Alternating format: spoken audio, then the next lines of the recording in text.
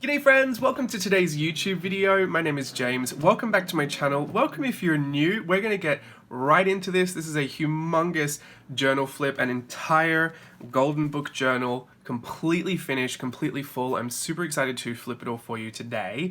This is from the Art Journaling the Magic It's a World of Hope's Spring 2021 retreat. This book, before I even start, there'll be a link below in the description to Art Journaling the Magic's website. I'm not sponsored or anything to say this. I do guest teach for the retreats, but I also am a student of the retreats as well, so I'm just saying it because I love it and it's a space I love to be in and a community I love to share in. But if you want to know where to get these golden book journals, they're watercolor paper journals, really beautiful. I love to work in them, have such an extensive collection of them right now, so I'm really working hard to kind of finish them all up. Not finish them, I should say, like finish up some of the pages that are in process, because I keep collecting them at a rate quicker than I can use them. So this is why I kind of set the challenge to myself that within the retreat finishing, a week after it finishing, I wanted this one done, just so I knew I could do it. I'm not going to challenge myself to do that all the time, but I was curious, and I did. So now I know that. May or may not do that next time. Anyway, there's a lot in here. You'll see that sometimes I did some really quick techniques like pencil scribbles. That is a very effective, efficient technique to get some of your backgrounds filled. I'm actually also kind of having a bit of a love affair with pencil texture, which is new for me. It's not super new, but for the longest time I only ever used pencils to get really smooth blends and really flat lays of color. I'd press really hard. I'm already on a tangent. Let's start. So this is the Art Journaling the Magic Spring 2021 retreat. We did it online. It was 4 days, March 3 to 6, so the 3rd, 4th, 5th, and 6th. And we usually do 3-hour night parties, like the kind of journal parties are like 3 hours in the nighttime. But this time we had a few afternoon ones as well. And then also I would do lots of Instagram lives throughout the process, just so I could really kind of milk it for all it's worth. I really love to get the most and do the most. So some of you were there on those live Instagram things, and we did lots of studies together and did lots of these buildings. So you may have seen some of this before. I'm just going to flip it in its entirety, tell you where things came from, what they were about. If I thought anything is worth mentioning, I'll let you know. But yeah, it's a full journal, so we could be here for a while. Set yourselves up well with your journals and your drinks, and just have a great time looking through this with me. I do cut a lot of the ephemera up. I got this book as a part of the kit. The kit also came with I don't know where mine is now. Of course, I will have put it away. Here it is. It also comes with the Lost Girl watercolors. This one was called Happiest Cruise set, and this was a really beautiful watercolor set, handmade watercolors. That I used in a lot of these pages. When I get a kit for the retreats, or there's a specific watercolor palette kind of themed for the retreats, and this one, again, Lost Girl watercolor. Not sponsored either, just love to use it, love to show it and share it. The retreats that have those specific watercolor palettes, I'll do my best to use them, not exclusively, but a lot more than I would typically pick them up. So you'll see that featured throughout. Wherever there's kind of pastel rainbow effects, it's that. I'll try and point it out for you though, just in case you're curious. But I don't know if that one's available anymore anyway. I'm not quite sure. I'm going to link not only Art Journaling the Magic for the Golden Book, I will link Lost Girl Watercolor as well, just in case you want to go have a look afterwards. So here is my little cover page. I was going to do lots of little characters from each of the days and each of the lessons, but I gave up after day 1 and came back and put all these in at the end. There's a little Miss Piggy, some Alice's, Boo from Monsters Inc., another Alice, little orange bird, Miguel from Coco. The theme itself was kind of It's a Small World, and then we did a bit of Epcot World Showcase for some of the snack lessons. It's all art journaling related, so it's a lot about learning techniques, art techniques, kind of promptings. You're learning with different guest artists like Mindy Lacefield, April Gleason, Brittany Levitt, and Tangi Baxter is kind of hosting the whole thing and teaches a lot as well. So you're kind of learning lots of different lessons, and where each individual teacher's kind of passions come from, their own subject matter that they like. And then it kind of has this umbrella theme, but it's all super open. So just because I've interpreted it this way doesn't mean that that's exactly what you would see in the course. A lot of what I like to do when I go through the retreats is to filter it through a lens of what I'm enjoying. So I might change the mediums. Like I wanted to practice my gouache, so I actually used my gouache palette for this one. And some pages, like the back of this page, the background, all those scribbles, I was trying to get a pen to work. I was trying to refill a pen that you're not supposed to refill. I had a massive ink accident everywhere. It was a nightmare. But I was trying to get the pen to work as we were going. I've stuck everything over the top. There was a whole bunch of journaling behind there. That it was actually a part of one of those little lessons. So I want to just kind of preface that before we go through everything. Some things I can point out as lessons, but other things are just things that I did on a live stream or things that I just did in my spare time, or I'm covering something up. So yeah, if you want to know like a lot more about what's in the course, I would encourage you to go and look at Art Journaling the Magic on Instagram or at the website, so that you can specifically see what you'll be seeing inside those courses. I don't want to kind of lead you to believe some things are in there if they're not in there, and I'll do my best to point out exactly what there was, just so you know. But I also got a lot of stickers from the kit. We have the trades. There's a student trade and then there's like a teacher gift as well. The student trades this time we all did little like drawings for stamps, and I printed out mine on sticker paper and then used my silhouette to cut them all out. So I used every single one of the student trades. The stamps are in here. So if you sent in one of the student trade stamps, look for yours throughout the journal and let me know if you spotted it, because I used every single one. I was quite proud of that. There were so many, I didn't know how I'd get through it. 4 full US letter size pages of stamps, hand-drawn stamps, but they were so perfect. I was just putting them everywhere. And even they were prompting some things, like the Australian one started making me really homesick. It's okay though, in the best possible way. So I put in a lot of my little studies, little bits of journaling, just kind of noting down the process, things I was finding. I put a little Coca-Cola can up there for my gran. I made this one. This one is Miguel and this one is Steve. So I tried to filter it through my own personal lens, and I think that's the way that I enjoy a lot of art lessons, and even enjoy my own process a lot, is like refiltering it through a different lens of new techniques, new mediums, new subject matter. I always kind of find a new spin on it just to make it a bit more fresh and interesting for myself when I've done something a lot. And I also bring that to the lessons as well. I feel like it just makes it a lot more personal. This one was a Mindy Lacefield lesson. She did this beautiful big spread for Miguel from Coco. Disney Pixar's Coco, huge relevance to my household here. Don't get Steve started. He will never stop talking about Coco. He loves it. I love it too, but it holds lots of significant meaning and memories for the both of us. So this was a really fun thing to work on. And I specifically love about this one, I used this gold pen and the Designs by Rachel Beth Copper Candles watercolor to put in all the marigold petals and the little sugar skull face. And so when you see it in certain light, it really reflects, it's really great when you open the page and you can just see it all start reflecting. It almost looks like one of those lenticular images that has that double image. But it's all metallic, so I love it. I'm a sucker for anything shiny. There's glitter on here, there's metallic on here, there's pen, there's watercolor, there's literally everything. I could stare at it all day. Have to go on. One of the things though is, this was a lesson taught by Mindy. I used kind of the inspiration of Mindy's really whimsical, like childlike style and aesthetic, but someone had mentioned, I think it was Mindy actually that mentioned, she really enjoyed how some urban sketchers do their urban sketching and it kind of trails off to like really sketchy. So there's an area that's kind of zoomed in and really focused on, but the rest are kind of sketchy lines. So even on those suggestions that happen during the live stream, I try to take note of those and even add that layer into the lesson as well. So this is why mine starts out as a sketch and then it starts to be colored here, and then I put all of my detail in when it became Miguel strumming the guitar. So I do add sometimes those secondary suggestions. Sometimes I've noted them down, sometimes I forget. So now I've got this video, pardon me, I've got this video to remind me.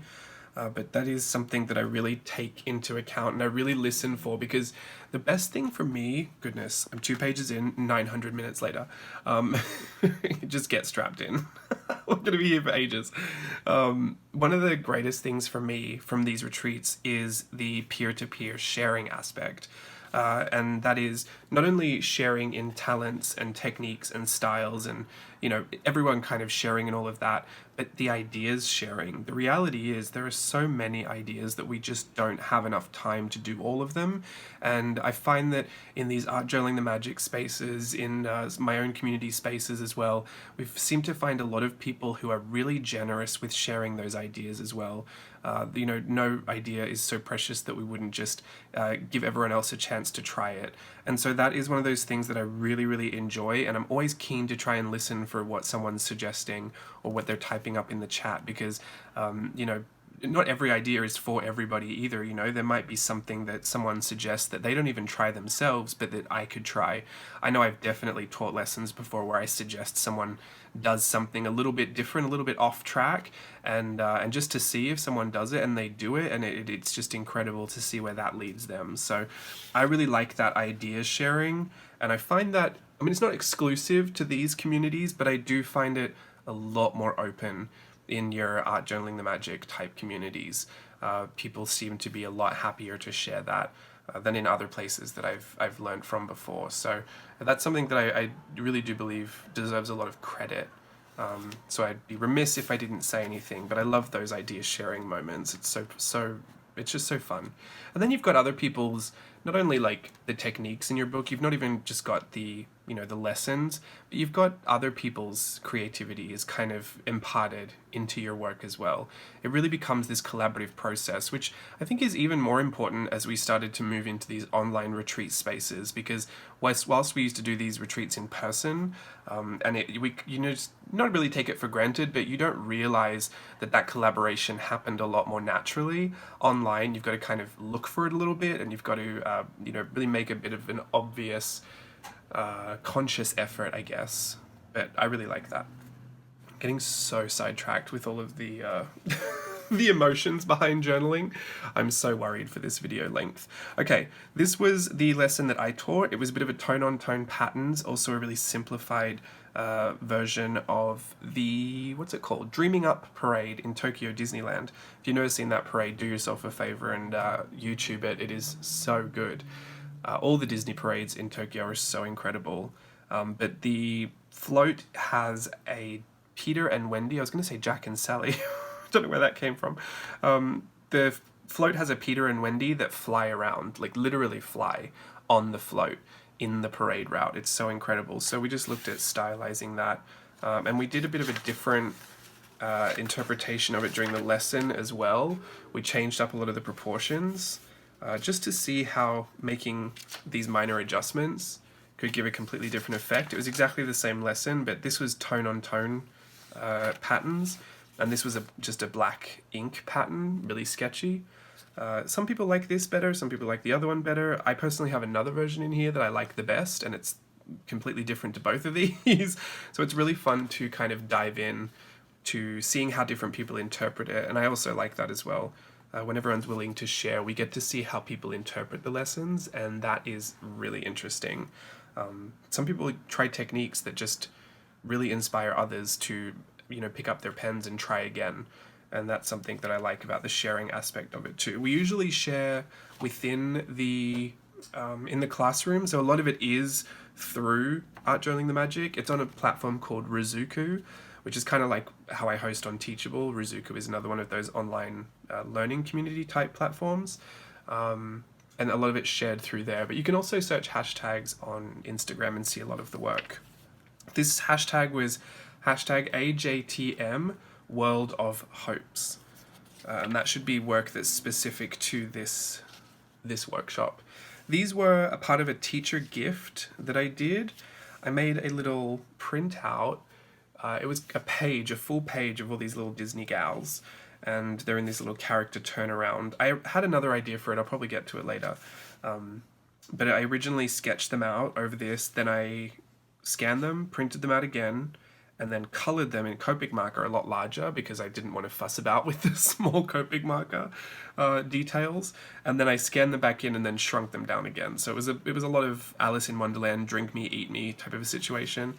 Very appropriate, but I wanted to keep all the originals too, and I don't typically have a reason to store originals like this, especially if it's a very step-by-step process. Like, here's the pencil sketch, here's the color version, but these aren't even the actual versions that I use. The actual versions I used, I printed on sticker paper, like here, and used my silhouette machine to cut them out. So they became little stickers for me, and I could put my little Disney gals everywhere. So that's just a part of a teacher gift. Usually in the in-person workshops, it's a physical gift. So I've made washi tapes before and a postcard set before, like a postcard print set that Steve did photos for. I made a little poster before, but with the online retreats, the gifts have to be digital. So we all get really creative with what we can put on. Usually I've found though that these online workshops, we end up with a ton more stuff, ephemera, to put in our journals than the in-person ones. The in-person ones, the gifts are just as great, don't get me wrong. They're completely different though. Some of them are like washcloths for your paintbrushes, portable water cups.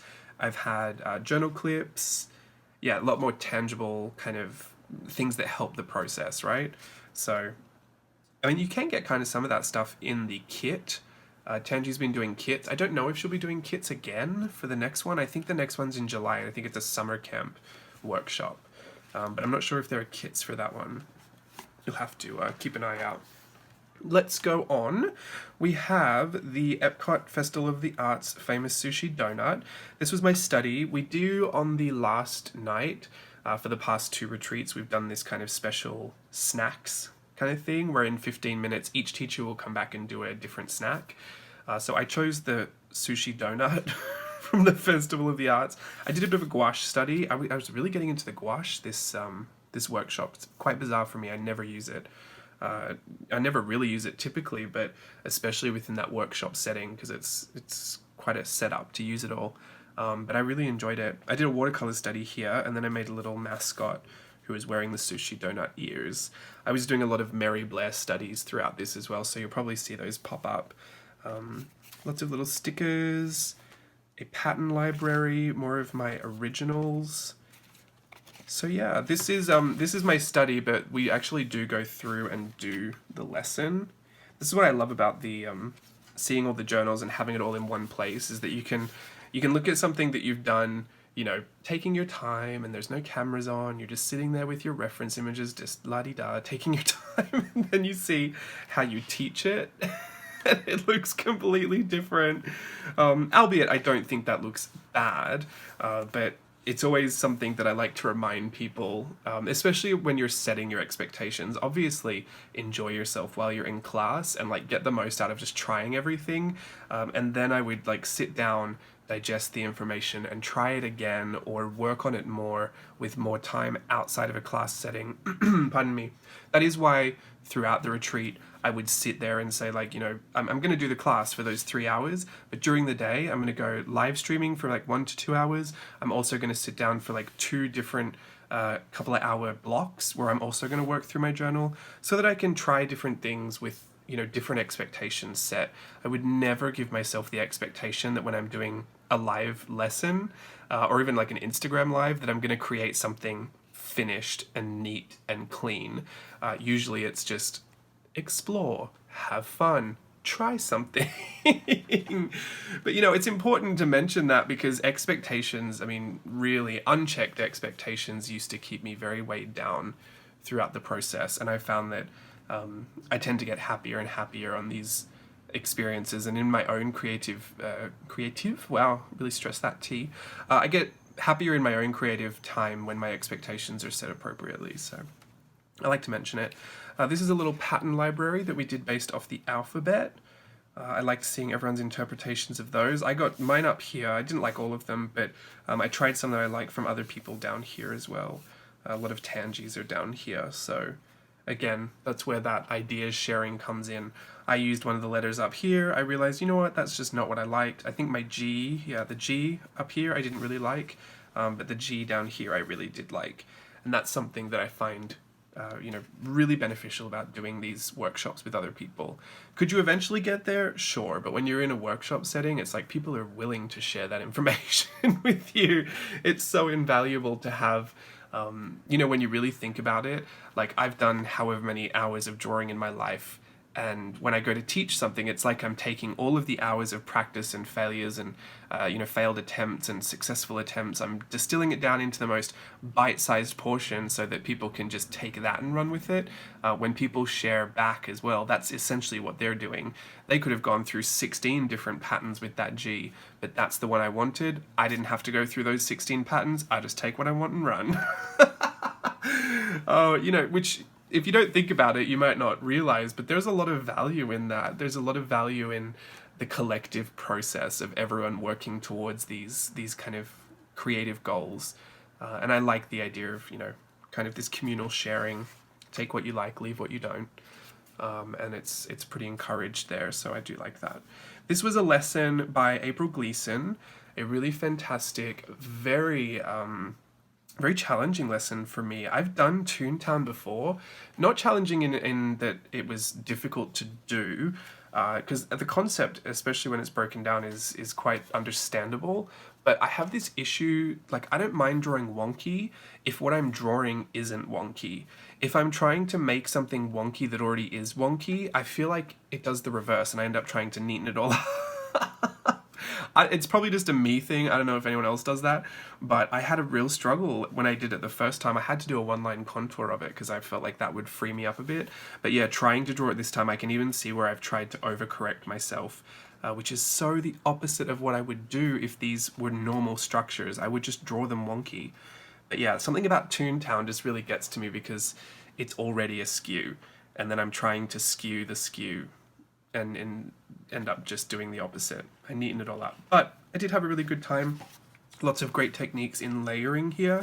That was really nice. Lots of mixed media layering techniques, which I appreciate. I've also put a bunch of new mediums into my toolkit as of late.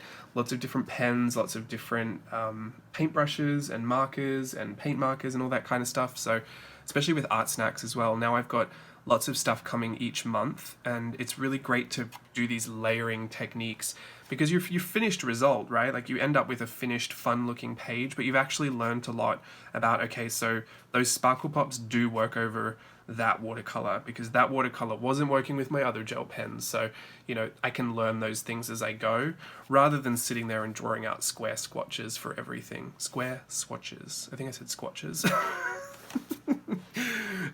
So I prefer to do that testing in an actual piece, not one that I care to finish, right? Like I'm not going to do, not that I ever do a masterpiece, but I'm not going to do something I want to frame on the wall and test everything there. But in something like this, it's a great opportunity when the technique is layering or your mixed media, it's a great opportunity to use your new stuff and learn about it. Like these, what are these? The Moonlight Jelly Roll? They work over a lot. Like that's an interesting pen. I do enjoy that. So, really lovely colors too. I loved all the colors. This is just a page of little swatches. Again, I got some new stuff.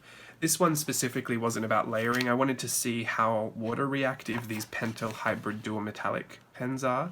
I got these from Jet Pens, and I really only got them because they have the weirdest color mixes. It's a special edition, but like the ink color here is turquoise green.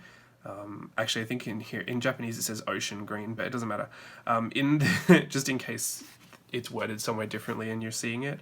But on the back in English it says turquoise green, but the glitter color is metallic red and green. Just like the, where is it here? Oh yeah, this pink, this light pink has a metallic green and gold glitter in it. That's a really unusual mix that you don't see too often. I find though that when you water activate it, all the glitter goes everywhere and it doesn't stay. There's a slight bit of transfer, but it's better just for lettering. It's really not the best for, I don't know if you'll be able to see it. It's not the best for any of those water applications. I did it with the Pentel Sparkle Pop, same brand, same company, but the Sparkle Pop are specifically a lot more vibrant and dye-based, and those work a lot better with those water activated applications. Does that make sense? Like if you would grab one of these water brushes and just add a bit of water to pull in some shadows, the Sparkle Pops are much better for that. But I do love the different glitters in this. I would just probably use these pens for my 5-year journal or my Hobonichi planner or something. Pardon me, not so much of an artistic application because I don't think they would work the greatest for that. They're interesting glitter mixes. Love that I'm talking about pens. This is supposed to be a journal flip.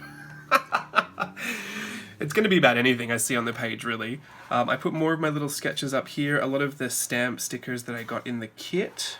I also put this little reference here because this was something I did on Instagram Live, again with the gouache. But it was good. I learned a lot about my gouache lately. This was the Scavenger Hunt. We usually do the Scavenger Hunts in the parks, and so they're a little bit different to do them at home because I'm not necessarily seeing all of this stuff around my house, but we do a bit more of a loose interpretation of it. And we were kind of going like degrees of separation on Instagram Live. It was really fun, actually. So we started with the Queen, and then we did Night, and that made me think of Queen of the Night, Whitney Houston, obviously. And then Song was one of the prompts as well, so I put the lyrics from the song Queen of the Night, I got the stuff that you want. You know, I mean, that's just a lucky accident. They don't all work like that, but I thought it was pretty funny.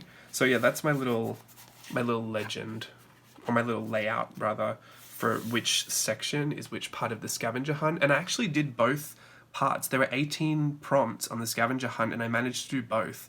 There's a really fun one at the back for the second part of the Scavenger Hunt, but I thought they turned out to be some of the most fun-looking pages as well. So I'm kind of shocked about that because I usually skip the Scavenger Hunt in the park in favor of doing a daily memory sketch. And I usually do those in some kind of different way. Like once I did them in Christmas light bulbs because we were doing a treat around Christmas time. So I sketched little memories of the day inside Christmas light bulbs. But yeah, the Scavenger Hunt was actually quite fun. I think it was a lot more fun to do with people because my brain wasn't registering a lot of the prompting and people had really good ideas. Another great community sharing opportunity, right? This was a little mixed media practice session. I always love these Art Journaling the Magic kind of ink splatter, paint splatter, colorful rainbow stuff with all those graphic patterns and lines. This look always reminds me of Art Journaling the Magic, even when I see it in a different, completely different space, completely different theme, completely different subject. If I see the mixture of all these elements together, I think, oh yeah, Art Journaling the Magic. Very on brand, I would say. Here we were doing, and this I think we talked about on my YouTube video last week, but I think I interpreted the lesson wrong. There is a part that Tangi ended up teaching, which was the style of Mary Blair in the simplification and looking at buildings and simplifying the buildings. I took it because I didn't realize at the time, but I was actually doing a lot of studies of Mary Blair, and I was using concept art for the It's a Small World ride. And so I interpreted it as do the buildings as if it were concept art for It's a Small World. They're not the exact same idea, but they kind of bred in the same place. Do you know what I mean? So Tangi gets all credit for the idea, even though this isn't technically something we looked at in the course. And I only stress that again, just in case you never did the workshop and you were thinking that this exactly was in there. It's not. This was kind of like a self-study at this point. But there is a lesson kind of similar. It's just not concept art based. It's more based in simplification of the buildings. So hopefully that clears that up. But anyway, this was the train station that I did, which I love to see because that means well, not always, but I guess it usually means if I'm up close, I'm in the park. So that was my little journaling. I also had this cute little washi tape from Japan, the Traveler's Factory washi tape. Love that. I also do some of the watercolor washes over my graphite sketches because it locks in the graphite. Otherwise, I get a lot of smudging everywhere. It doesn't do a great job of locking it all in, and sometimes it can get a little muddy, but it's okay because this was just a sketch. And Britt was teaching cloud lessons, so I was practicing my clouds up there. But I liked that. Speaking of Britt, Britt did another lesson. Britt did a lesson on this hot air balloon. It was inspired by, I think it was a Golden Book or a Mary Blair concept for a Golden Book or something. I'm not quite sure, but it was really cute. We did this hot air balloon with these little characters. I put some from It's a Small World, like some of the different nationalities in there. And it was really cute. This is where I started experimenting with this style of face that started to look very retro Japanese. And I repeat this a lot and started merging it with the studies that I was doing of Mary Blair. So you'll kind of see that happen throughout this journal and kind of culminate at the end with some really exciting adventures into Alice in Wonderland. I've been really, really enjoying it. And I love that. I love to take that inspiration and like explore it and discover it and go over and over and over it and kind of just beat it into the ground until I'm over it. But I do love to do that, and that's kind of one of the ones. This was kind of the spark for me. This little, it was actually her, this little one here, and probably reminded me of Japanese because she was supposed to be the Japanese doll. I'm very I'm a very complicated person. You can see I don't make things too easy to understand, do I? Okay, this was the firehouse at Disneyland. I did another one of those Mary Blair concept art style buildings. Rolly Crump as well. A lot of influence from Rolly Crump. But this Rolly. I'm going to say Rolly. It's probably Rolly. I did a shape map first. It helped me a lot to break down the shapes before I attempted the wonkier version. But this was what I was saying before. Like, I find it easier to make this really neat thing wonky than if I had to interpret this as wonky. I think it comes from the place in my brain that interprets drawings as their shapes. So I find it easier to make a wonky square than to make this shape that I might not identify as square a different type of that shape. Does that make sense? Why am I even explaining it? It literally doesn't matter. It's my crazy brain, but that's what I was thinking. I also put some stickers up here to kind of pull it all together. I've been doing a lot of diagonal across 2-page sticker layouts, and I just like to do that from time to time to tie the pages together, especially because these color palettes looked pretty similar and exciting to me. But I really liked this one. I thought the fire engine was good. This one I think I did on YouTube, the Candy Palace, and I put lots of cute little stickers all around there. Typically on these retreats, I don't know why, but I always get one page that's like soft and pink and girly and cutesy pastel. So this was the page that I did that to. I put a lot of my Collage Club stickers in there, lots of other stickers I've been gifted that I've been hoarding, so I can finally say that I haven't hoarded them. And yeah, just kind of decorated this page with lots of cute stuff. This was one of the studies that I was doing of Mary Blair characters from different pieces of art as well. I didn't want to just do one, and we kind of touched on this as before, but you know, just because someone's art that you're seeing, you know, maybe you're seeing a lot of their art, you might identify a lot of that with their personal style and what they have put across as, like, you know, stereotypically them, but a lot of the time what we see in Mary Blair's personal work is a little bit different to what you see in the work that she created professionally for some of these movies and these ride concepts. And so I wanted to study a bit more of the personal work and the professional work. I wanted to see if there was kind of an overlap or a middle ground where, I mean, obviously she's still using the knowledge she had to create the professional work, but I wanted to see which parts of her personal work she would carry over. And which parts she would kind of separate. It was interesting. There was some overlap and there was some where it was just kind of like, you know, I think maybe on different days, much like myself, she might have tried different things. And, you know, we tend to associate anything that we see repetitively with someone's style. So it was interesting to find some more of those pieces where they weren't repeated as much as others. Like some of her concept art we're super familiar with because we see it everywhere, but that's not necessarily indicative of what her own personal art style might have been or what she believed her reflection of that was. So I wanted to try a few different things. I found some things out. It really helped. I loved it. That's all I guess I need to say about that, but I like my little studies pages as well. I do try to fill a page. Typically, some people ask, like, how do you know when you're finished? I kind of look at the negative space in the page and think, okay, is there a negative space that looks unbalanced or uneven? And if there isn't, I usually think it's kind of finished. So here, if I wanted to be really picky, you know, there's a little space here, a little space here, and a little space here. I could probably try and fill things, but for the most part, you know, when I squint my eyes a little bit and just blur my vision, it looks finished because it looks quite full. And I've got lots of these little tip-ins. It's also a great way to use all my Disney washi tape collection that I have. But yeah, we got so much stuff in the kit and the printables. It was like, how do you get all of it in here without taping in all these extra bits? case in point, all these little extra bits here. We had postcards, stamps from the student trade. I have my Disney washi tapes that I always want to use. I use some of my stamps from my Virtual Voyage stamp set, other washi tapes. This was the washi tape I created as a trade, not a trade, the teacher gift for one of the in-person workshops.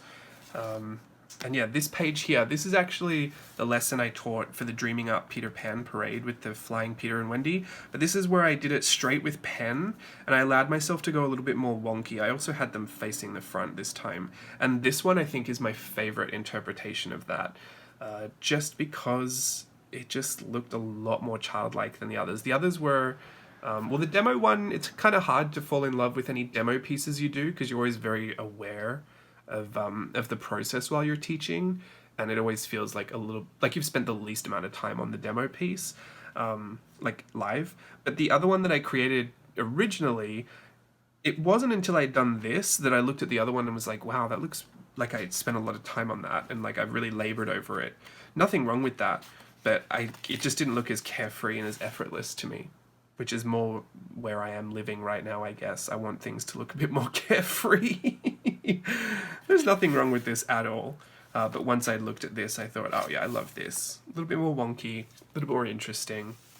And I just finished the page off by putting stickers all around it and washi. I also have a green Albrecht Dürer watercolor pencil. And so I did all these green stars and then just activated them with a bit of water to kind of make this green vignette. And if I can see a theme coming on the page, like there was a lot of green on this all of a sudden, I found all the other bits of ephemera that had a lot of green. So the stamps that were really green, this postcard had a lot of green on it, even the Tiana has a green dress, Tinkerbell has a green dress, this big green, oh, there's another Tinkerbell there. I've doubled up, I've caught myself out live on camera. This alligator, crocodile, TikTok, whatever it's called, had a lot of green. So I will try and color coordinate. I'm not strict on it. It doesn't have to be fully green. But if I see a page kind of going there, I will go there with it. It's always a good way to be able to give yourself a starting point, because then when you've got lots of pieces of ephemera left over, you can go and say, oh great, look, it's green. I know where to put that. I have a green page. Much like this one. Great, it's cutesy. I know where to put that. It has to go here. Here is one of my faves. This wasn't a part of the course, but I did get inspired by another piece of Mary Blair art for a book. It was kind of this narrative, little illustration of a girl walking through this town on a yellow road. And so I used that to inspire kind of my journey through a typical day at Disney for me. So I called it my Disneyland routine. I even wrote down all the little things I'm likely to do as I go to the park. And it was really nice. It was also a nice way to reflect on that, because I felt like, especially not having been into the park, it's been a year exactly, I think, at this point, since the park has been closed, Disneyland anyway. We live kind of close to Disneyland in California, and if you don't know, my husband is currently furloughed but is employed at Disneyland in California. So I used to visit a lot. I had an annual pass, and I would go and visit him at work. I'd also go and have a lot of fun just, being there on my days off. And then we do our retreats there as well, from time to time. I think we used to do, 2 retreats a year? I've been to 3 in person, I think. Am I lying? Maybe 2? I think 2.5, technically. But anyway, I would usually have a routine as I went through, and I was thinking about it, it's going to look different now, because literally, one of the parts of my routine that I used to do all the time was watch Mickey and the Magical Map. It was like I structured it into my day. Some days I wouldn't even go in, even if I had a bit of time, because I thought, well, it's not a day that Map is performing and I really want to go and see it. And so I decided to make the routine just so I could document that at some point in time, like, this was the day I had, and I had it a lot. It was kind of my, it was my routine. And to see what that looks like, 5-10 years down the future, which parts of that I can even do anymore, and which parts have become my new routine. I'd never documented it before. It's obviously a very specific thing to document, but I thought it was kind of relevant for us, Disney freaks that get in there a lot. Your routine, whether you like it or not, will inevitably change, so it might be interesting to document that.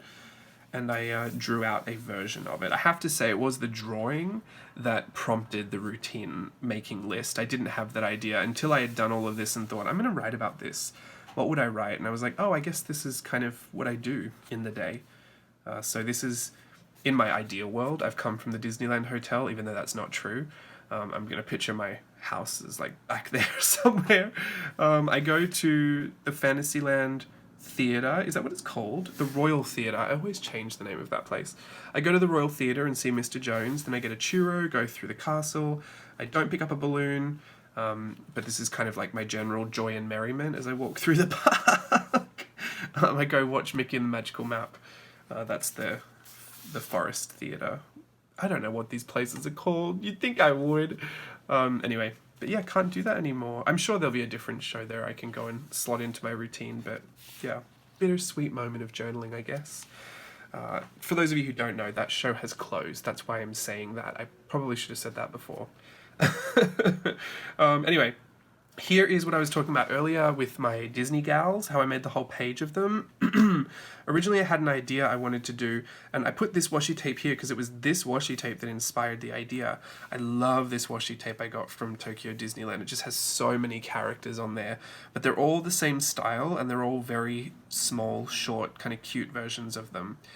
So I wanted to kind of standardize a body that I could make in all the different characters, but specifically I wanted to do a parade. So I wanted to do the dances of the parade, then I wanted to do the parade floats, then I wanted to do the parade characters, and I wanted to have a washi tape that was like essentially a parade. A Disney parade. I haven't got the time to do it right now. I'm not going to say it'll never happen, but I really don't have the time to be working on such a big project for... yeah, unfortunately, I mean, I'm just going to say what it is. It's such a small part of my business. I don't really have the time to do it. It would have to be a passion project. And yeah, how many more times can I say? I just don't really have the time for that right now. But I will hopefully get around to it one day. At the very least, I have my character turnaround, which I never do. I've done a few in my life, but I do appreciate them for when I'm doing those kind of projects. Here were some that had legs that were in motion, like walking for the parade, and I put little costumes on them. And then there was some Mary Blair concept art I was looking at, so was this. But then I was doing the parade, the actual parade floats. So my lesson was the Peter Pan parade float from Dreaming Up. They have amazing other floats in that parade. So I was doing the Alice one. I also have the Belle float.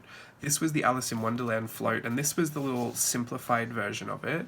And then this was the finished version that I did. Very loose, much like how I did the black and white pen sketch of the other float and how I really liked that. I kind of did my pencil sketch to warm myself up and understand the shapes and the composition and simplify it all, and then I drew it out again, straight in pen, and then just did some loose watercolor and pen tone-on-tone detailing, which I really, really like. If you are in the course, I gave Tanji photos of these, so you can actually try these. I mean, you can screenshot now if you want to try them as well, but the photos are in there if you want to take a closer look. But yeah, some people go back in and try some more stuff. Other people do what they can do throughout the retreat and then just move on to the next one. I'm a bit kind of like do everything that's in there. Some lessons I don't do all the way through, but do everything that's in there, get everything you want to get out of it, and then move completely on. I find it really difficult. I think at first I wanted to go back and finish things I didn't finish or try things again. The reality of me doing that, however, was so slim to none that I decided let's just be a bit more realistic. You know, even though I want to, or I might say I want to go back and try this, it's not going to happen. So do it right now, or make peace with the fact that it's never going to happen. And that actually felt a lot more liberating for me. I felt like I wasn't letting myself down with those secret little expectations I was setting up that I would go back and try it again. Does that make sense? So if you're someone out there like me that doesn't know that you're kind of setting yourself up like that, yeah, that was my advice to myself, was just, you know, if you want to go back and try it right now. If it's not good enough to try right now, then just let it go. You may go back to it one day, but it's probably best not to set yourself up to believe it until it happens. Is that cynical? Oh goodness, don't cancel me for that. There's plenty of other things to cancel me for. Here is my little mascot. I got big into mascots as well. Little characters that represented other things. So I had the little sushi donut mascot. This was the clock face mascot from It's a Small World facade. I even did this kind of half sketch, half finished version, tone on tone again. Some more of my stickers, and again, remember I said that if I was seeing a page go green, I would just go green with it. This was a page going blue and yellow, so I even wrote up here, this page is for everything yellow and blue. So even Donald Duck got to sit on here, but Alice in Wonderland, Cinderella, suddenly these little stamps made a lot more sense, Wally, Winnie the Pooh. So yeah, I really do find that that is a great way to give yourself a bit of a direction if you're feeling like some of your pages aren't going to get finished, because you'll suddenly start to categorize parts of your ephemera. If you've got the kit, you'll suddenly start to see all the stamps that are yellow and blue. You'll suddenly start to see all the stickers you have that are yellow and blue, and they can all be layered on top of each other to flesh out your page. Because in reality, I mean, the only two things I drew on this page are the clock and the mascot, the clock face and the mascot. Everything else is ephemera. It's really, I know it looks kind of full and finished, but a lot of the rest of it is collage work. It's not even illustration. So yeah, I don't try to illustrate everything, especially in these retreats. Otherwise, I would just never get everything finished. Sometimes I illustrate a lot bigger though, like on this page. We did have all these stamps, so one of my favorite little ways to kind of tie in that theming was to put the bar underneath it, and this is kind of the address part, but make a postcard layout everywhere I had one of these stamps. And so even with this, I felt like it was a pretty good way to finish up this page. In the negative space here, I just put lots of black dots. But this was the Hollywood Tower of Terror. We did that with the Elegant Writer, and then using water. You got all those really beautiful smudges and blurs. But I also loved how if you put the water back over the top, it would bleach out certain areas. So this is kind of that bleaching technique. And I put some color on there as well, some actual watercolor, just to give it a bit more punch. I thought that was really nice, and I like the layout, I like the composition. I also liked this technique. I thought it was a great way to tie in those stamps and the postcards. Here is some more of my Peter Pan, Wendy studies, Mary Blair studies. I learnt a lot through even just a few of these little quick sketches. More of that sticker over the spine, or the, sorry, what's it called? The gutter. I put the stickers over the gutter in that kind of S curve to really bring it all together. These were more of my reference photos. That's the one that that I did my day based off of. See that yellow footpath? I just thought it looked like a big number 2 or a big backwards S, and she appeared so many times that I was like, oh, I guess I just have to draw myself, 3 or 4 different times, and I could draw my day out. So an idea like that can be reinterpreted, especially if you're at one of these retreats. Usually someone's teaching faces, usually someone's teaching bodies, usually someone's teaching, a little character or something. You can use all of those and just insert them on a layout like this, and it's a great way to use that as inspiration, as like a reference, but to be able to personalize on top of that, kind of put your own stamp over the top of it. Here are more of the stamps. Let me know if you saw your stamp throughout the flip. I hope I haven't missed any ones. Even better, let me know if I missed your stamp, and then I'll try and find where it went. I'm almost positive though that I haven't missed any ones, because I was very particular about getting them all in there. I wanted everyone to show up in the pages. Here's another one. See, I copied this from page to page. Look at that, shameless. Over the gutter, stickers over the gutter. These are more little sketches, Peter and Wendy sketches. They were actually my layouts as a part of the demo. I put more stickers and stamps down here, bit of journaling, mentioning that I was homesick for all the Australia stamps. We did this on Instagram Live, just a little bit of experimentation. Once we had kind of figured out that Elegant Writer had that effect to kind of bleach out. That was really fun to try. I wanted to try it with the Sakura Glaze Pen as well. Someone had suggested it. I think it was Beth, maybe? Someone had suggested to try it with the Glaze Pen, and it totally worked. And I think Beth, actually, I don't know if it was Beth that suggested it, but Beth did go and try the Glaze Pen, because remember we said that if you maybe erased it so it was really, really light, you could use a drawing and glaze pen over it and it would be really light. She actually tested it, and yeah, you couldn't really see the pencil under there if you erased it really well, because when we were doing the test, you kind of had to draw blind without being able to see it, or kind of tilt your book to see the clear glaze pen go on. But Beth did test it with the pencil, and her results looked great. You couldn't even see the little pencil erased under there, so definitely try that. This little card I wanted to put in here, this was my little my little timesheet for when I teach. I do this a lot. If you've seen my virtual voyage journals, I always have these little timesheets because I have a bad habit of ranting and raving and chatting for 9 hours about something that is irrelevant to what I'm doing. So I need to make sure that I at least keep somewhat of a schedule when I'm teaching so that I can get my lesson done. Otherwise, we'll open the floodgates on like 2 conversations about pencils, and 2 hours later we won't have put those pencils down. There'll be drawings everywhere and I won't have done anything. So I keep myself pretty on track with the schedule. It's also pretty good because I give myself general minutes for how long something might take, so that if my lesson needs to be cut whilst I'm teaching, that can be quite stressful for me. I know which parts to cut so that we can actually get something finished or part the way finished. Sometimes when you're teaching live, it just, sometimes it takes a little longer, sometimes you just really don't know. And so I have to know which parts I can kind of leave and which parts, I need to get in there before the time runs out.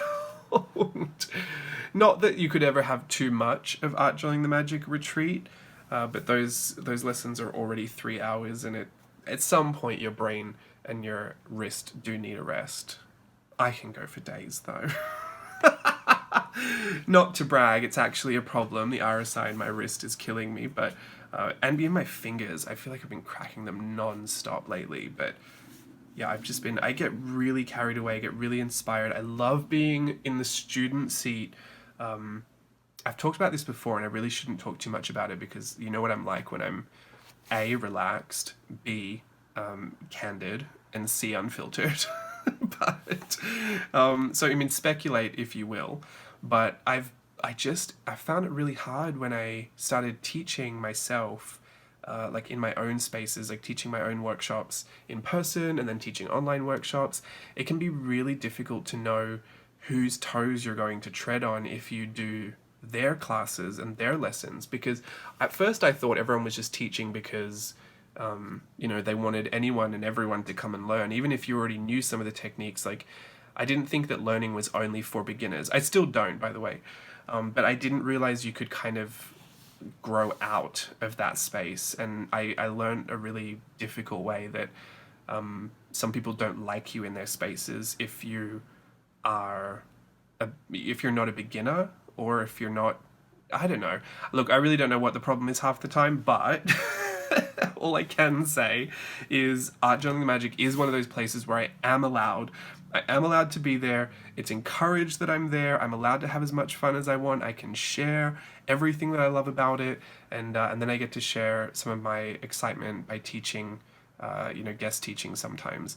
It's one of those communities where I'm absolutely allowed to just kind of be myself and be a student, and it's not a problem for anyone, which, it should kind of always be that way, but obviously it's not, and I'm less trying to point out where those issues are, but more trying to acknowledge Art Journaling the Magic community for being that space. And I know I've said it before, and I should stop before I put my foot in my mouth, but that is really important to me. That's one of the parts of the process that I really can't be thankful for enough. We all go into these workshops because we're all we're all kind of hoping to get something out of them. Some people want to learn a new skill. Some people want to spend time with people. Some people want to, I don't know, just want to have something to do. Some people want to, a blend of all of those things. When we go to the parks in person, some people want to do more rides and more, food experiences, and other people want to sit down and draw in every different corner of the park. Like, we all have these different hopes for why we enter those spaces, and unfortunately I've found that some of those spaces are really not welcoming to me, but Art Journaling the Magic was, and so that's why I always feel so compelled to share it, because it wasn't just welcoming for me, it's pretty welcoming for everybody. And that is a community that I believe in. That's a style that I try to emulate with my communities and in my spaces. is that everyone can sit at the table, everyone's allowed to try, everyone's allowed to have a go at it, and there's not such a big onus on like who owns everything and who needs, you know, appropriate credit for everything, and who need, like, those things can be good. I'm not bashing those. See, look, foot in mouth. Everyone's screaming, stop! Look, those things, you know, I've already made public what I believe in. And, you know, I believe that there are certain times where, of course, that's all appropriate, especially in business. But as far as going somewhere to learn, I'm just really grateful that this is a space that's open for me, that I can enjoy, and that I have had much of a great time in. Well, that was a terrible way to leave it. That wasn't even a well-structured sentence. You know what I mean. Okay, let's keep going. Speaking of a great time, here is my other attempt at the Belle float for Dreaming Up. She has this fantastic, like, there's 2 cakes, Lumiere, Cogsworth, all the teapots, Mrs. Potts and Chip, but she's kind of on this bridge in between them, and they have these teapots that spill out all this tea. You should really, speaking of spilling the tea, you should really go and look at the Dreaming Up parade if you are stuck for something to do after this video, or do it right now. If I've been talking too much, take a break, go and look at the video, and then come back. Or don't come back, just enjoy yourself. Do whatever you're going to enjoy, because I'm about to go real deep on this page. No, but this is a little, not a character study, this is when I was kind of looking at the styles and appreciating the one that I had kind of found blended well together. I wanted to draw out, I say it's a track, but it's a character that I used to perform as, a series of characters, you could say, in Tokyo. When I first worked for Tokyo Disneyland in 2009, and then again in 2011, I played a few different characters in a show called One Man's Dream 2. I was a dancer there. It was my first job out of high school as well, first big professional contract.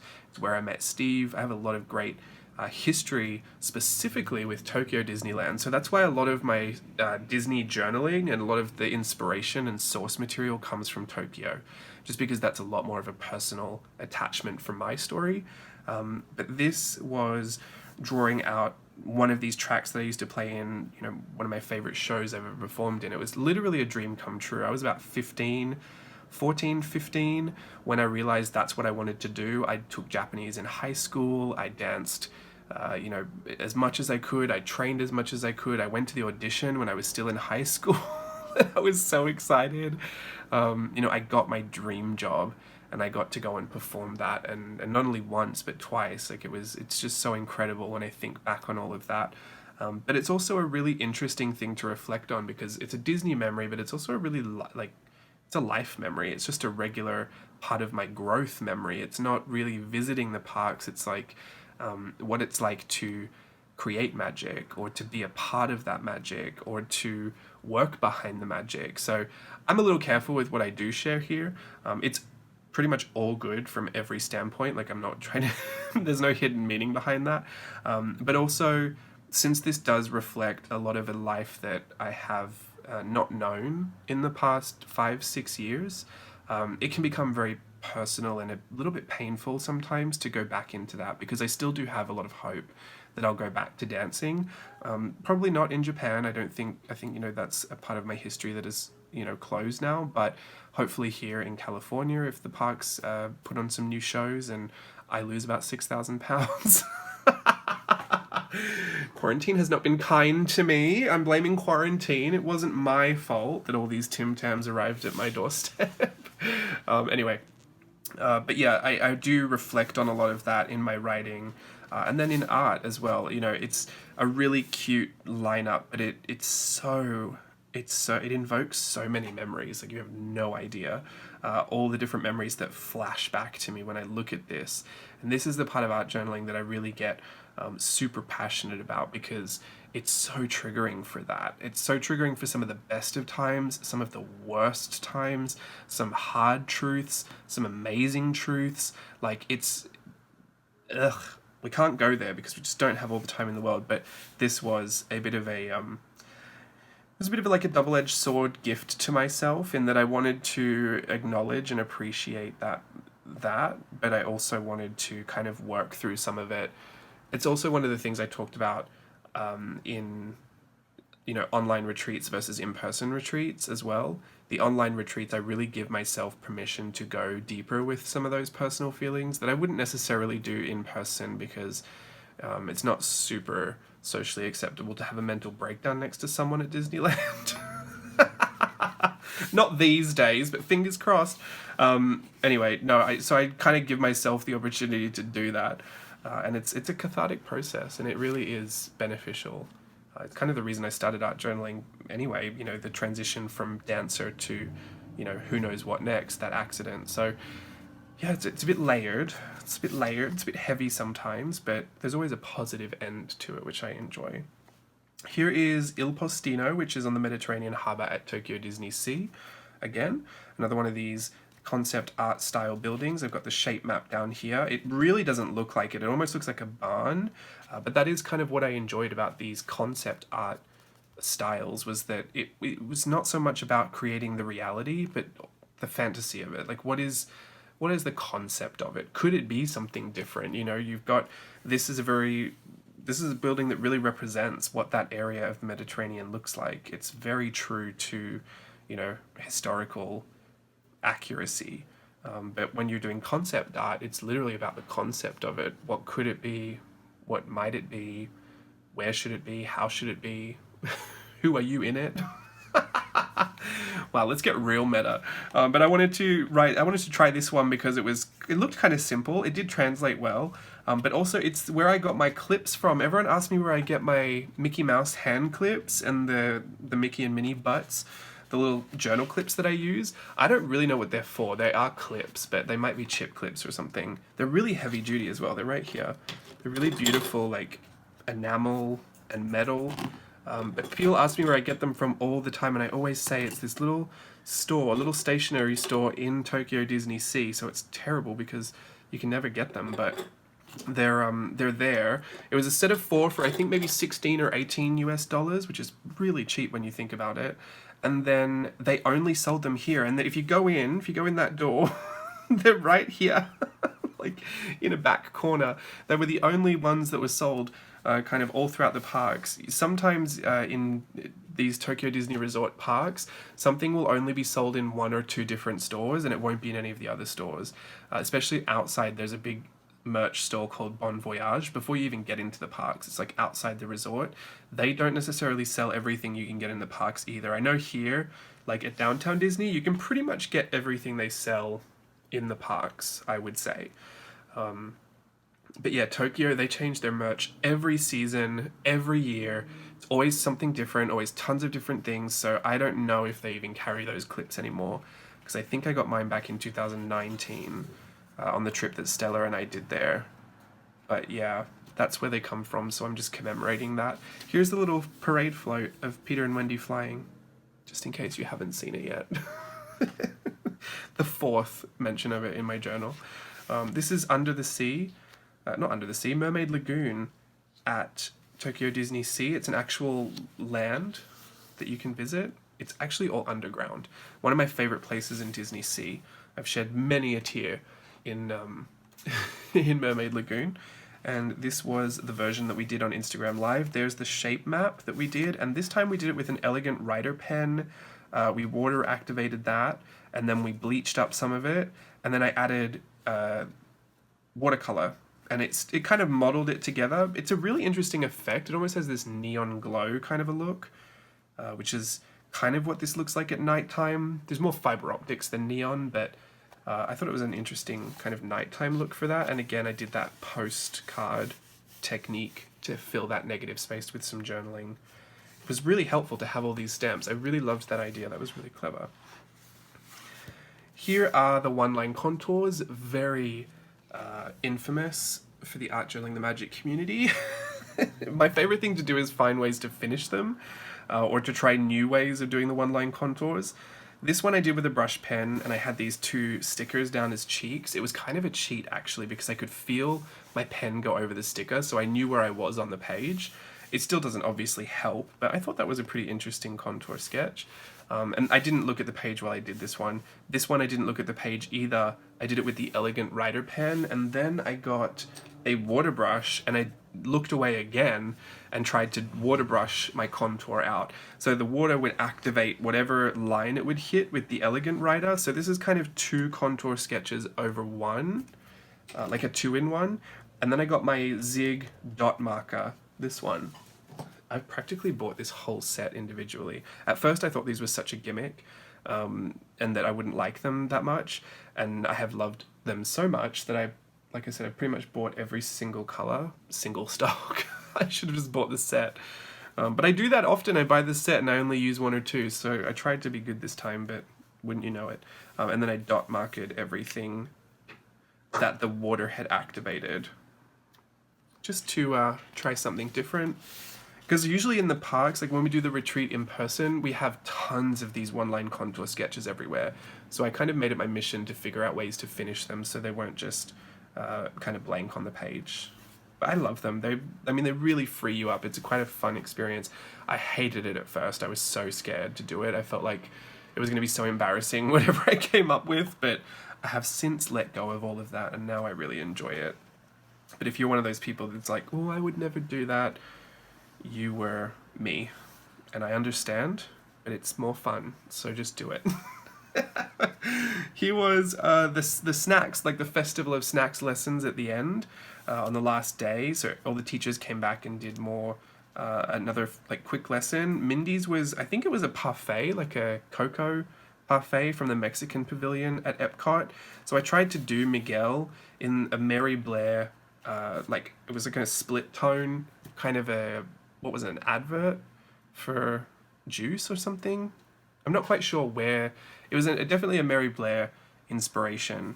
But I feel like he looks more like Marrakesh or Morocco or something, or Bangladesh. I don't know if it's the colors or what happened, but it doesn't look so Miguel and Mexico to me as it does maybe even Indian. I'm not quite sure where this this one lives, but I'm sure it has to do with the colors. Either way, I still thought it looked really cute and it kind of turned out. I love all the feeling of the pencil. I've got to stop touching it though because it's transferring. But I had a great time scribbling that pencil in. Here was, this was some of the handouts from Brit's lesson, some of my sketches to put my lesson together. Brit taught caramels from the German pavilion in Epcot. I did a bit of a drip technique. I was at this point with the Festival of Snacks, I was like doing interpretations of the lesson, so these aren't really accurate looks at what those lessons were. Again, you should probably search the hashtag AJTM World of Hopes if you want a bit more of an accurate look. April did macarons, but I did a stack and made them a planet building for future macaron restaurants. But see, like that's not realistic. That's not what happened in the lesson. I just got really carried away. By the 4th day, you're so inspired by so many different ideas. It's really hard to stay on track. For me anyway. I don't know how other people feel, but I find it really difficult to limit myself at that point. I just want to do anything and everything, and I'm usually so free and working with so much reckless abandon at that point that I just don't even worry. I think that's kind of that's the funny thing, right? Like before the retreat starts, I'm putting together my lesson and it's really neat. It's taken a lot of time, a lot of care and attention to detail, tone on tone. By the time I'm actually doing the course, I am like wild and out with my paints and my supplies. I just love it. Sushi donut from my lesson. I particularly like the lettering I did, which just mimicked the patterns from the different sushi toppings. Thought that was a great way to fill that negative space. I'm always looking for ways to fill that negative space. I do a lot of that in a lesson on my Memory to Memento course called Backgrounding. There's a lot of ways to like finish your page there. I think there's 10 different ways that I have to finish the page. That's one of those lessons that I always call from. I think it shocks people sometimes when they see that I do that technique outside of the course, but the reason it's in the course is because that's what I do. I know it sounds obvious, but sometimes it's like, oh yeah, you really do that. So I just make a mention of it if I ever see it somewhere, just so you know. I'm fully aware. It's not a secret that I do it, but in those lessons, I teach you how to do it. So that's why it shows up in there. Anyway. Off topic. This was April's handouts for Toontown. I've put them in here and made a little book. Again, this is from Memory to Memento, the little journals within a journal. Did exactly the same thing there. And have my orange bird. Tangi had an orange bird sippy cup that we were doing for Festival of Snacks. I'm not quite sure where that comes from in Epcot. I think it's just like a general Epcot thing. But if it comes from a certain pavilion, it comes from that one. I didn't write it down, so I forgot. That's my brain. More little postcards. I was trying a lot of different styles for the orange bird. I didn't really fall on one that I liked, so I kind of just left it. And that's why the rest of the page is just stickers and washi tapes and stuff. This was a bit of a pattern lesson. I did watercolor pen and a rainbow pencil on top of that. That was just fun. Some more little pieces of ephemera that I needed to get into my journal. This was a World Bazaar sketch in Tokyo Disneyland. If you've never been, they actually don't have a main street like you expect to see in most of the Disneyland parks, like the Magic Kingdom parks. It's a World Bazaar. It's covered. This is a photo of it down here, but it has these big archways you can see the castle through. So it's different. Some people really hate it. At first I thought, oh no, I don't like that. And now I think the reason I like it is because obviously Japan has so much nostalgia for me. So I can't even really say if I think it's a good design feature, but it was originally for the fact that they just needed a big covered space because the elements in the Tokyo parks, I mean, it can snow and literally snows in the park. So they at least needed a few different places where you could go and kind of seek shelter through typhoons or snow or earthquakes, or I mean, I guess you probably wouldn't want to be under there in an earthquake. Oh goodness, that's been a lot too. We're on the decade anniversary of that, so I was kind of processing that through here as well, so don't read too closely, but yeah, so here's just more of those sketches. We did that on Instagram Live, we put it together and I did a quick sketch, pencil scribble version of it here. This was the Cocoa Float from Magic Happens. We did that on Instagram Live as well. So there's the little concept art for it. This is the parade in Disneyland in California. I really like the Cocoa Float. There's my shape map, some washi, some stickers, these little half pan stamps from my Virtual Voyage stamp set. This one I used Distress ink for, and I keep forgetting that the Distress ink doesn't dry as waterproof as it does on other papers in this particular watercolor paper, which I believe is Canson cold press watercolor paper, so I need to remind myself that that's what happens. I put a thing down here, but I won't remember really. It's also like when I use the VersaFine ink, sometimes that acts as a bit of a resist, which I guess is fine because it'll keep my watercolor inside the box. But I'm looking for one that does a good in-between job, that's waterproof but doesn't act as a resist. And to be honest, I only use those two stamps ink, so I don't really have others to try it against, but I'm sure there's stuff out there. I'm not too fussy, really. Here are some studies we did on Instagram Live. I got a new book for Christmas, which is one of the They Drew As They Pleased coffee table books.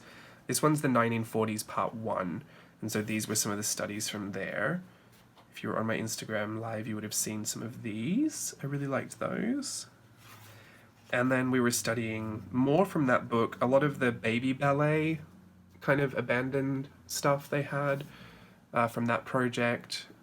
Lots of Mary Blair, this little Alice sitting in the daisies. And then we transformed everything we were learning into Tinkerbell. And I used a David Hall sketch, a concept sketch for Peter Pan, and then reinterpreted it using all that baby ballet kind of aesthetic. And I did a whole bunch of different versions here because I was having a really good time with it. And then after that, after we'd done the live stream at night, I had such a good time with it. I ended up doing all of these Alices. So that's where you can see, like, once I've had this creative frenzy, I will chase it down. Like, there will be sketches and illustrations everywhere until I've literally learned everything I wanted to learn from that process, and then I'll just start applying it. Different themes, different subject matters, different places, different products, different anything. So this was really fun. I just love looking at all the studies pages because you can see where I'm learning. Like, you can see where I've changed my mind, or where something's gone right, or where something's gone wrong, and even my response to that sometimes, like where I've decided to erase everything, or, you know, how she had a leg that was going to be out here and suddenly it's not, it's over here. I always like seeing those sketchy lines. You see so much more of the process that way. the decision making as well. Oh, here's my little legend. So this was the second scavenger hunt. I told you about the first one. These were the 9 other prompts that were on the list, and I did scavenger hunt on parade. So it was a parade float, and all of the characters, including the actual float. This is a Casey Jr., but that prompt was transportation. So it was transportation, collection, reflection, ladder, crowd, play, label, cookie, village, town. And we just made up interpretations of those. It was really fun. Quite liked that. And gouache again. This gouache was gouache and a zebra, what's this called? Brush pen. Didn't work so well over this gouache. I should have used a different brush pen, but I stuck with it until I got to the end. I was trying my gouache with lots of different finishing techniques. Like trying 1 layer of gouache, trying 2 layers of gouache plus a shadow, or trying 1 layer of gouache plus a pen, pen first then gouache. I was trying all of those types of things, and that's what I was trying to learn from the process. And I learnt a lot, so I was happy about that. We did this little Cruella, inspired by that, those baby studies. This is one of the quotes from the movies that I always think about whenever I think of the Glenn Close Cruella de Vil. Cruella is one of my favorite villains, Disney villains. And here is my Alice study.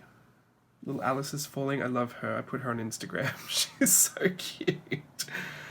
Just playing with their proportions, playing with their features, playing with different elements of the style, only changing a few things at once so I could really keep track of what I was enjoying and what I was not enjoying. That's generally how that goes whenever I'm trying to experiment with things. Like I really love these ones here, but their feet are so much tinier.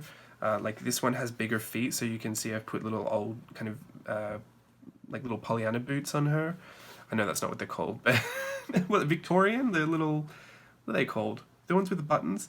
I put those boots on her, but I think with the tinier feet you wouldn't even see that detail. So it's kind of those switches that I make that I have to weigh up between whether it's worth it to have these boots or just to have tiny feet. But that's not a discussion for now. That's for me for later. And then here at the end we have the Tink. Actually, in that live stream we were worried I was going to ruin this by trying to finish it, and I wanted to scan it, so I actually photocopied and worked on top of the photocopy for this one when I finished it. But this, I didn't realize I'd printed it out on sticker paper, so it's fine. This became a big old sticker that I ended up putting in my book anyway. And this is one of my original sketches for my worksheet. For the lesson, lots of stickers. I also repurposed the little plastic baggie that the stickers and ephemera came in so that I could glue it to the back and have a pocket. And that, my friends, is what, an hour and 20 minutes? A full-length feature film of flipping through a journal. I'm gonna have to do a music-only version of this flip because this was so long, but I really do appreciate you hanging out with me for today and listening to all of that. Hopefully I haven't put my foot in my mouth too badly. Don't let me know if I have. We'll just keep it between us and the 10 other people that watch this video. Just don't even worry about it.